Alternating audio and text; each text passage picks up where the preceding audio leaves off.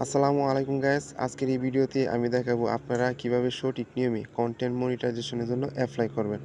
তো এর আগে হয়তো আপনারা অনেকের ভিডিও দেখেছেন কিভাবে অ্যাপ্লাই করতে হয়।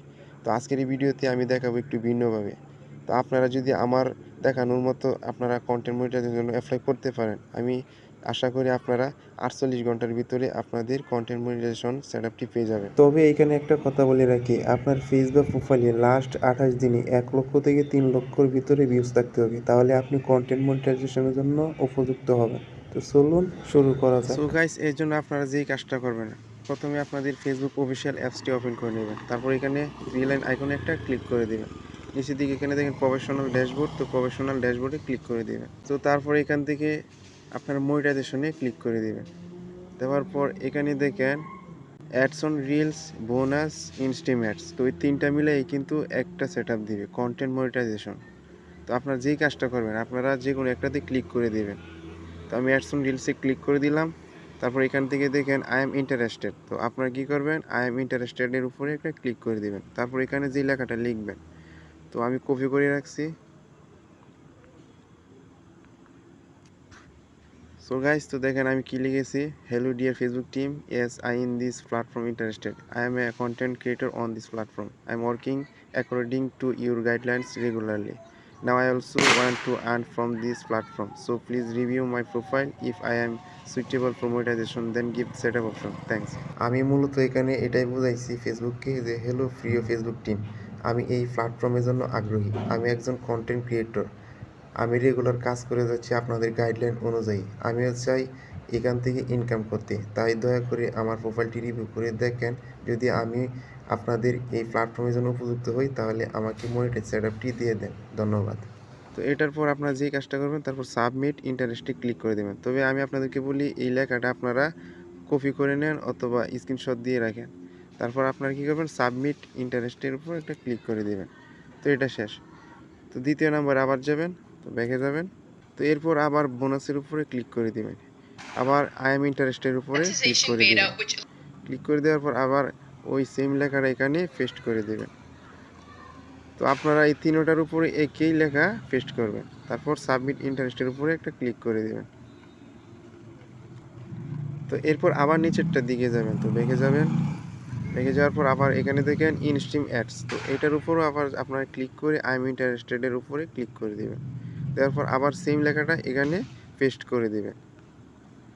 আবার সাবমিট ইন্টারেস্টের উপরে ক্লিক করে দিবেন। তো এখানে আপনার কাজ শেষ না, এখন আপনাকে যেই কাজটা করতে হবে, এই তিনটা কাজ একই সেমভাবে করা হয়েছে কেন, ফেসবুক এখন এই তিনটার জায়গায় মানে একটা সেটআপ দিবে কন্টেন্ট মনিটাইজেশন।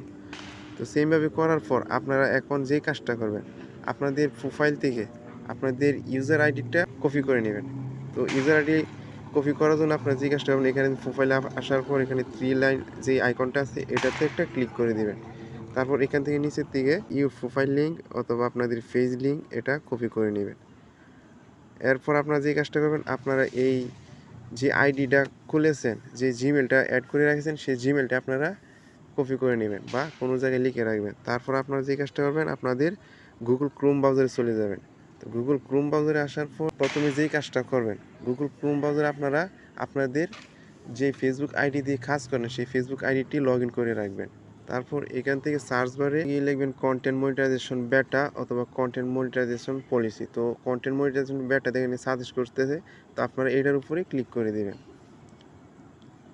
তারপর এখানে দেখেন ফেসবুক কন্টেন্ট মনিটাইজেশন এবং দ্বিতীয় নাম্বারটাতে আছে কি Facebook content monetisation beta interest from.